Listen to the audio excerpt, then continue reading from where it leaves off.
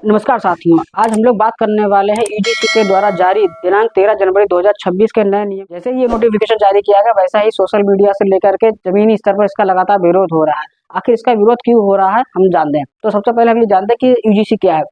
तो UGC university grants commission, Hindi में बात करें तो विश्वविद्यालय अनुदान आयोग, यह भारत सरकार के शिक्षा मंत्रालय के अंतर्गत आने वाला उच्च शैक्षणिक संस्थान है। यह एक वैधानिक निकाय है जिसकी स्थापना यूजीसी के नियम 1956 के अधिनियमों के अंतर्गत की गई है। इसका उद्देश्य क्या है? यह एक समाज में समता को परिवर्तन हेतु किया गया है। यानी उसका उद्देश्य यह है कि सामाजिक, आर्थिक, जन्म स्थान, धर्म, मूल वंश के आधार पर जो SC ST एवं OBC वर्ग के साथ जो भेदभाव किया जा रहा है या उनके साथ होता है, तो उसमें सामाजिक समरसता एवं समता को बढ़ावा देने के उद्देश्य से यह नोटिफिकेशन लागू किया गया है। इसमें स्पष्ट रूप से कहा गया है कि यदि किसी भी SC ST या OBC के वर्ग के छात्र को यदि लगता है कि उसके साथ किसी भी प्रकार का शैक्षणिक संस्थान में भेदभाव किया जा रहा है, चाहे वो सामाजिक, आर्थिक या मानसिक रूप से किसी भी प्रकार से हो, जातिगत रूप से भी हो, तो वह इसकी तत्काल शिकायत दर्ज करा सकता है। आपको यह बता दूं कि ये इस जो नोटिफिकेशन जारी किया है, इसमें कुल 11 सेक्शंस दिए गए। इन्हीं 11 सेक्शंस के अंतर्गत एक समिति का गठन किया जाएगा जो इसकी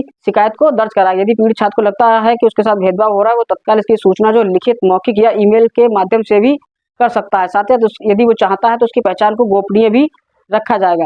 सूचना प्राप्त होने पर समिति तत्काल 24 घंटे के अंदर अंदर इस पर कार्रवाई करेगी। साथ ही साथ 60 दिनों के अंदर इसकी जांच पूरी कर आगे की कार्रवाई करेगी। यदि समिति को लगता है कि मामला गंभीर प्रकृति का है, तो वह तत्काल इसकी सूचना पुलिस को देगी और पुलिस दंड विधियों के अधीन आगे की कार्रवाई करेगी। अब बात करते हैं कि यदि इसका जो विरोध हो रहा है वो क्यों हो रहा है। तो आपको बता दूं कि यदि कोई भी पीड़ित छात्र है, वह SC ST या OBC वर्ग का छात्र है और वह सामान्य वर्ग के किसी छात्र के विरुद्ध कोई शिकायत को दर्ज करवा देता है और बाद में ये पाया जाता है कि जो छात्र ने शिकायत दर्ज करवाई है वह झूठी थी, गलत थी, तो ऐसी स्थिति में इसमें दंड का कहीं भी कोई भी प्रावधान नहीं है। यही वजह है कि इसका लगातार विरोध हो रहा है, क्योंकि किसी भी कानून या किसी भी नोटिफिकेशन में जब तक सजा का प्रावधान नहीं होगा तो ऐसी झूठी शिकायतों को रोक पाना बड़ा ही मुश्किल हो जाएगा। यही वजह है कि लगातार इसका सोशल मीडिया से जमीनी स्तर पर विरोध हो रहा है।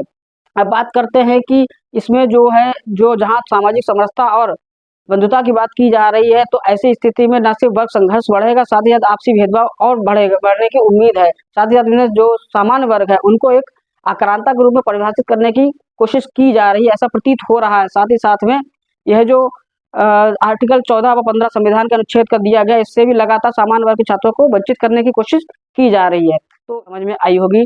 तो आप इस विषय में क्या सोचते हैं, अपनी राय हमें कमेंट बॉक्स में अवश्य बताएं। मिलते हैं नए वीडियो में, तब तक के लिए नमस्कार, जय हिंद, वंदे मातरम।